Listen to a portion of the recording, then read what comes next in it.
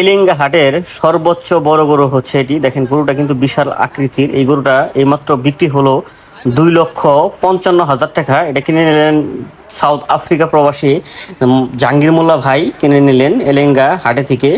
মূলত এটা হচ্ছে জাহাঙ্গীর মোল্লা ভাইয়ের আব্বা, উনি কিনলেন।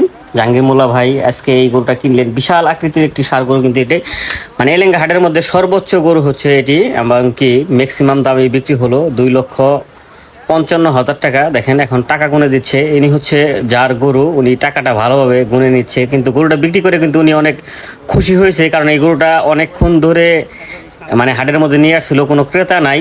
পরে আমাদের সাউথ আফ্রিকা প্রবাসী জাহাঙ্গীর মোল্লা ভাই এর পক্ষ থেকে তার ছোট ভাই জাহিদুল মোল্লা এবং কি তার আব্বা এই গরুটা কিনলো। দেখেন বিশাল একটি গরু কিন্তু, মানে এই যে আমাদের জাহিদুল এখন টাকাটি ভালোভাবে গুনে দিচ্ছে, আর সাথে আছে বাসাত মোল্লা আমাদের ফুবা।